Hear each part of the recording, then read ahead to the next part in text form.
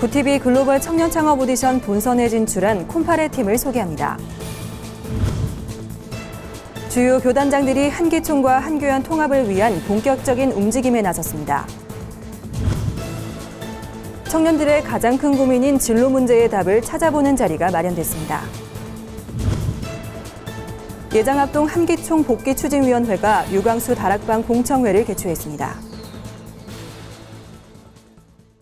안녕하십니까. 구티비 뉴스입니다. 구티비는 카이 글로벌 창업보육센터와 함께 크리스천 청년들의 창업을 돕기 위한 글로벌 청년 창업 오디션 시즌 1을 진행 중입니다. 예선을 통과한 11개 팀들이 본선 준비에 여념이 없다고 하는데요. 오늘은 본드를 사용하지 않는 독특한 가죽공예 공법으로 소외이웃과의 소통을 꿈꾸는 콤파레 팀을 소개합니다. 김지련 기자입니다.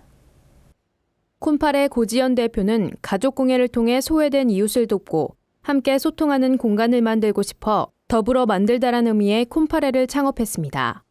신학생 시절부터 미혼모 사역에 뜻이 있었던 고 대표는 창업의 첫걸음으로 미혼모들과 아이들이 함께 가족공예를 배울 수 있도록 특별한 가족공예법을 고안해냈습니다. 바로 아이들에게 유해할 수 있는 본드를 사용하지 않는 방식입니다. 유럽 전통 가죽공예법은 정교한 작업을 위해 모두 본드를 사용하지만 고 대표는 본드를 사용하지 않는 일명 바게트 공법을 만들어 특허 출원을 마쳤습니다. 바게트 공법은 나무와 나무를 결합해 가구를 만드는 목공예의 도브테일 방식을 차용한 것입니다. 본드를 안 쓰는 게 특징이고 그래서 옆면이 좀 바게트 모양처럼 약간 비스무리하게 그래서 이름을 바게트라고 이름을 지었던 거고요. 그래서 본드를 안 쓰고 가죽과 가죽을 엮어서 만드는 방법입니다. 고 대표는 바게트 공법을 이용해 클러치, 카드 지갑, 핸드백 등 여러 종류의 제품을 출시해 판매하고 있습니다. 앞으로 다양한 계층과 함께 가죽 제품을 만들며 소통하고 싶다는 고 대표. 고지연 대표는 콤파레의 공방이 많은 사람들이 서로 교감하는 장소가 되고 더 나아가 어려운 이웃들을 도울 수 있는 사회적 기업으로 성장하길 바란다고 전했습니다.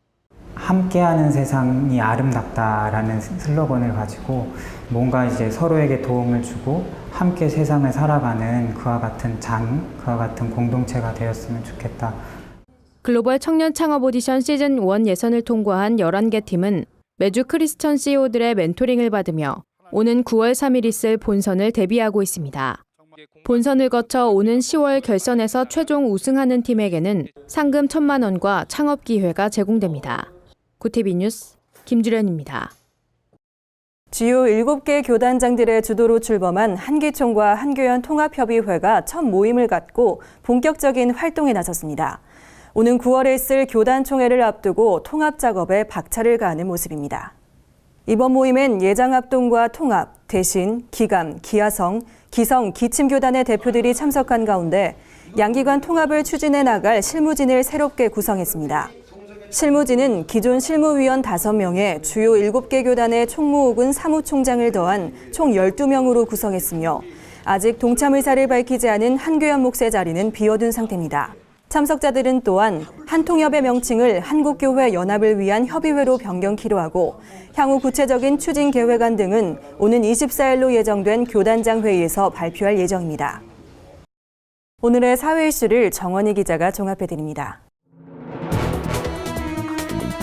오늘의 이슈 포커스 정원입니다. 국방부가 사드 배치와 관련 해당 지자체의 요청에 따라 제3후보지 검토에 들어갈 수도 있다는 입장을 밝혔습니다.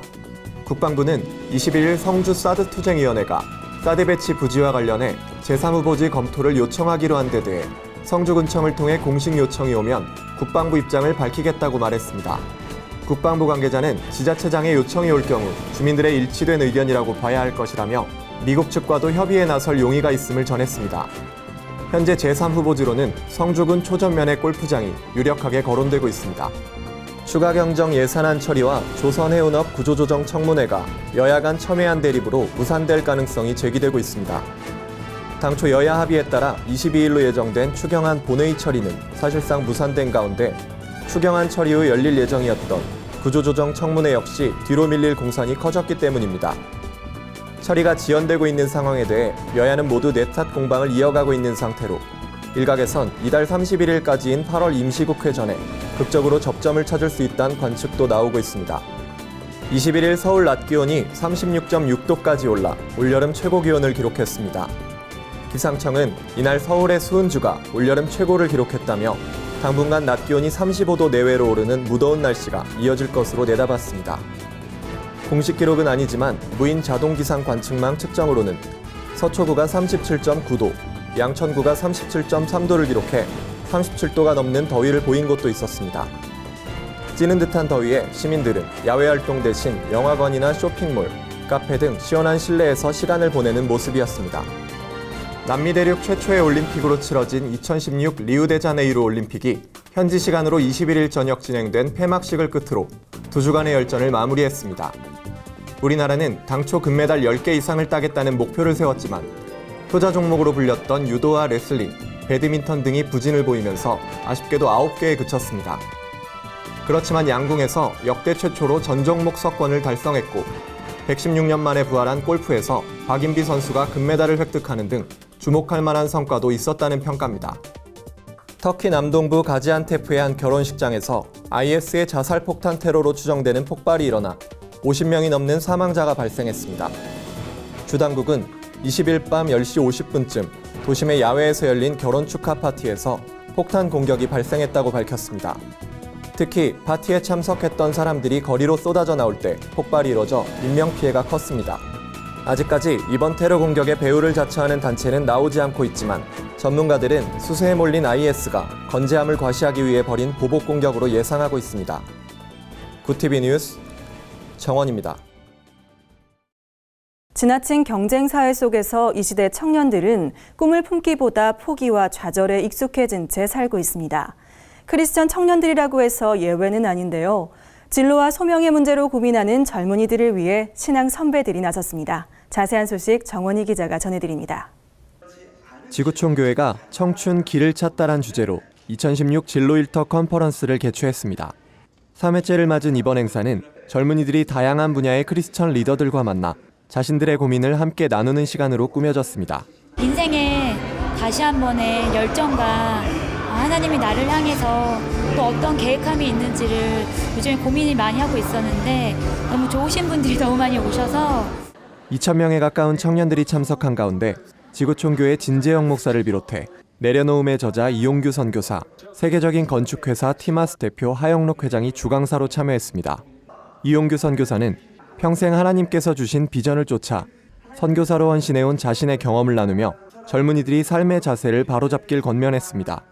지위를 쫓아 사는 삶은 그 지위가 끝났을 때 영향력을 잃어버려요. 그런데 삶의 영향력을 가지고 사는 사람은요, 그 사람이 어떤 직업을 가졌는지와 무관하게 긍정적인 영향력을 미치며 살 수 있어요. 이번 행사를 준비한 진재영 목사는 교회 안의 많은 젊은이들이 취업과 일터에서의 고민을 안고 있는 모습을 보며 그들에게 하나님이 원하시는 방법과 길은 무엇인지 답을 제시해주고 싶었다고 말했습니다. 할 수 없는 상황 때문에 급하게 움직여지는 것이 아니라 정말 그의 인생의 분명한 이정표를 확인할 수 있는. 이 밖에 이날 경영, 자기개발, 사회복지, 문화, 공무원, IT 등 각 분야 크리스천 전문가들이 진행한 선택 강좌는 젊은이들이 미래를 향해 구체적인 길을 찾아갈 수 있도록 안내했습니다. 구티비 뉴스 정원입니다. 예장합동 한기총 복귀추진위원회가 류광수 다락방 관련 공청회를 열었습니다. 추진위 측은 류광수에 대한 재검증은 하지 않는다고 했지만 공청회의 진짜 목적을 둘러싼 논란이 제기되면서 결국 흐지부지 마무리됐습니다. 추진위는 이날 공청회 취지에 대해 류광수 다락방의 이단 검증이 아니라 류광수 씨가 한기총에 가입하게 된 경위를 알아보는 것이라고 밝혔습니다. 하지만 참석자들이 진짜 목적이 뭐냐고 의문을 제기했고 주최 측이 류광수 씨에 대해 유리한 발언만 하고 있다고 주장했습니다. 결국 공청회는 논란만 키운 채 끝났습니다. 이날 패널로 참석한 총신대 문병우 교수는 우리 교단이 한기총을 탈퇴한 가장 결정적인 이유는 다락방을 비롯한 이단을 회원으로 받았기 때문이라며 현 단계에서 다락방의 이단성을 재검증할 어떤 명분도 없다고 말했습니다. 한편 예장합동을 비롯한 예장통합과 기감 등 한국교회 주요 교단은 다락방을 이단으로 규정하고 있습니다. 오늘의 주요 단신을 김민정 기자가 정리해드립니다. 주요 단신입니다. 대한예수교장로회 통합총회 교세가 전년도에 비해 2만 명가량 감소한 것으로 나타났습니다. 총회 통계위원회에 따르면 2015년 12월 31일 현재 교단 전체 교인 수는 278만 9,102명으로 전년도에 비해 2만 1,472명 감소했습니다. 반면 교회 수는 전년도 대비 112개 증가한 8,843교회로 집계됐습니다. 기독교 대한성결교회가 교단 역대 총회장과 교단신학교 서울신대 역대 총장의 전기를 다룬 책 한국성결교회 빛낸 별들을 출간했습니다. 서울신대 박문수 교수가 대표 집필자로 참여한 이 책은 역대 총회장 62명과 역대 총장 15명의 전기를 담았습니다.